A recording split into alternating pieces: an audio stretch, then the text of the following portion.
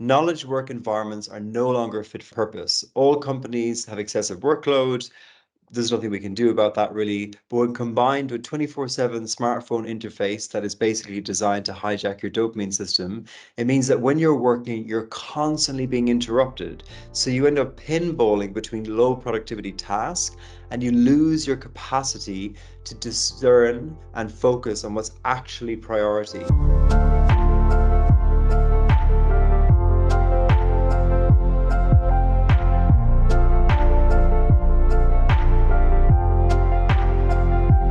I've been lucky to work with some of the best industry leaders, Deloitte, EY, KPMG, L'Oreal, Kellogg's, Sage, Aviva, the UK Treasury, Oxford University.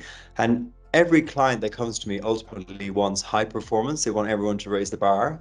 The question is, in an era when, according to Gallup, 80% of the workforce is somewhat, often, or always burnt out, this is very poor mental health. How do you do that in a sustainable way? That's the million-dollar question.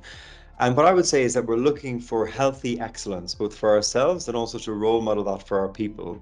And the counterintuitive idea is that optimal performance actually knows its limits. High performers develop what's called somatic awareness of their body, and they're able to discern when they've passed their red line and gone over their capacity.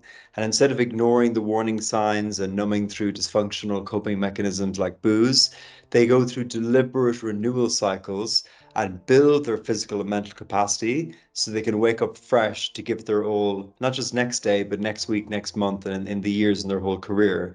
And so we're looking for organizations to become like a wave, to shift to a cadence of peak exertion and then renewal, peak exertion and renewal, peak exertion and renewal. And a big research project came out from Yale University. It was covered by Harvard Business Review, and they found that high performance teams consistently operate at 85% capacity. They avoid boom and bust cycles. That's the essence of sustainable high performance culture.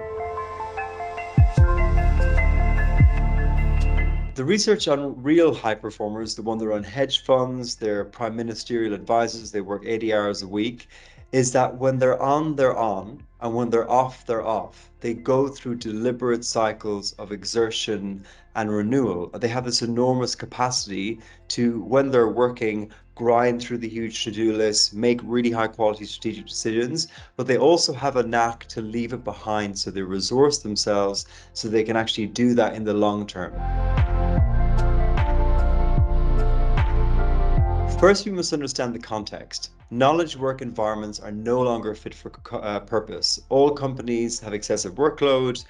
There's nothing we can do about that really. But when combined with 24/7 smartphone interface that is basically designed to hijack your dopamine system, it means that when you're working, you're constantly being interrupted. So you end up pinballing between low productivity tasks and you lose your capacity to discern and focus on what's actually priority and go into that zone of flow where the quality of your output is outstanding.